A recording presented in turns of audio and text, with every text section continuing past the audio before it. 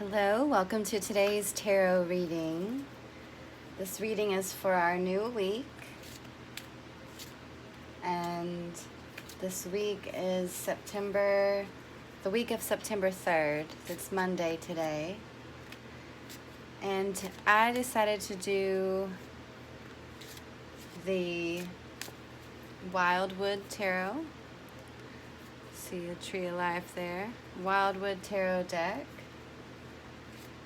And this reading is going to be for, again, the collective audience of those who watch it. Not everybody is drawn to tarot, and some people are drawn to certain decks. And hopefully in the reading, you guys can list any questions below. And feel free for the women of the moon page to request a free reading anytime of any deck. You can see over here I've got my basket of decks. I've got about 15 decks right now, and so we can do a lot of different reading types. But I'm really resonating with this tarot, so we are going to lay out the cards and get on with it.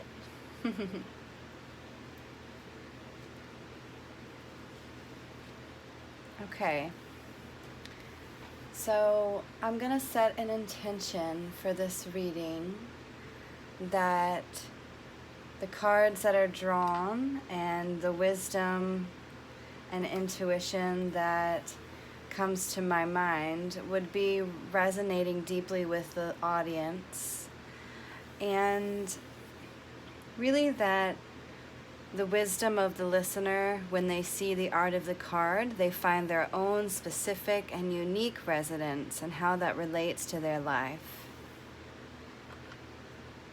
I've already done a grounding practice for an hour. But prior to doing this, I'm going to do a 3-card draw, and it's going to be past, present, future. The past of where we've been lately, recently, the present of where we are now, and where we're headed energetically.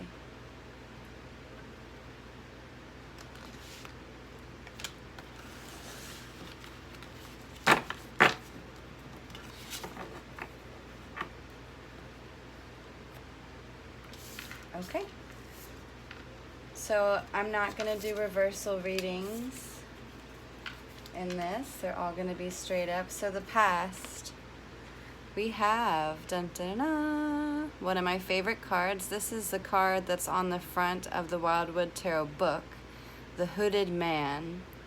It's a beautiful card. Hopefully it's in focus here.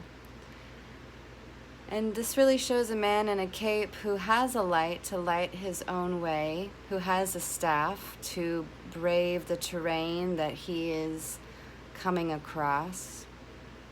And he's even meeting with a guide, a forest guide, and we see that it's winter, so a time of reclusion or inward movement, contemplation of the self, and yet having the tools that we need. So the hood is really appropriate. This outfit, this cloak, is really appropriate to being in the winter. So it's being prepared and being in the cloak of that which is needed in the terrain that we are in. And that's where we kind of have been. We have been in a place of seeking out guidance, of carrying our own light and our staff, or our cloak and our warmth, and really venturing into our depths. It's a beautiful card. And you see here he's arrived at a doorway,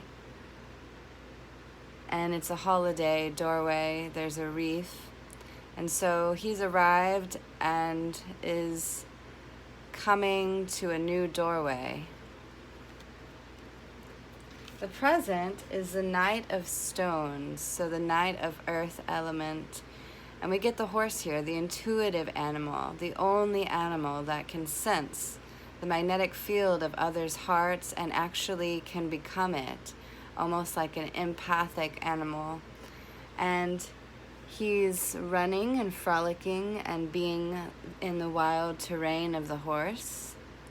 I love the horse totem. I have a mala that I carry usually with me, which has a horse on it, to remind myself that I can be affected by the energy of other people, and to know to find like-minded people who resonate in their heart out of love, and that's what I want to be, and that I can get anxious and nervous like a nervous horse when someone is incongruent, when they're showing up and they're saying that that's what they are, but they're maybe a little incongruent, and I can sense that. But I've learned not to buck wild and back off or run away, but to practice the grounding techniques and techniques that make me feel that I have kind of a shield against absorbing others' energy, and that I can stay in my own power and my own energy and be a leader of my own pack, so to speak. So this is a very grounded way of handling situations and handling people, and knowing that we may come across people of all walks of life and energy, and that we may be able to sense it, but we can stay grounded in ourselves. And we also have the right to flee or run from that situation if running is something that's required. So it's a really good card, and just saying where we are now is to be intuitive with sensing other people's energy around us, the effect people have on us, even if it's not just negative, if it's good, people are uplifting us, maybe reaching out to resonate more in a herd-like way, and really connecting to those that we want to connect to. Thank you. So the future card here is really beautiful. It's 9 of Arrows, dedication. And we see that she has shot all her arrows in the air, all different directions, but she's dedicated to her shot. She's dedicated to what she's aiming at. And even if in the future our arrows don't go in one straight line, but our attempts over and over, our aim might not be spot on and perfect every time, and that's no reason to give up. Dedication to our very journey, dedication to our goals and our aims, and being a little creative with it. 9 of Arrows is 9 of the air element, and so this is mental creativity through dedication. And it's kind of like sitting with the question, sitting with the problem until the solution arises, even though at times it takes practice and dedication. So that's something that maybe we will be needing to focus on in the future. So that is our 3-card draw. It's a beautiful card, and just a reminder for anyone at any time, I think, of the phases of development and growth in our emotional life, of going within and retreating with our light and our staff and our warm, fuzzy cloak in celebration, seeking our guides, and knowing that we have the ability to stay sensitive and in tune with energy around us, but also to know how to act on a material plane by leaving or coming closer toward, or even energetic work of the heart field, and learning techniques that help us feel a shield, so to speak, against those energies. And we can all learn from dedication and staying dedicated to our aim and our goal, and maybe even enjoying it a bit, coming up with creative solutions for our problems. So that's your reading for today. Thank you guys for watching this video. If you have any questions or comments below on the deck, or on those cards specifically, or you want to know more, or you would like a free reading if you're from the Moon group, then feel free to PM me on Facebook. Otherwise, I look forward to our next reading. Bye.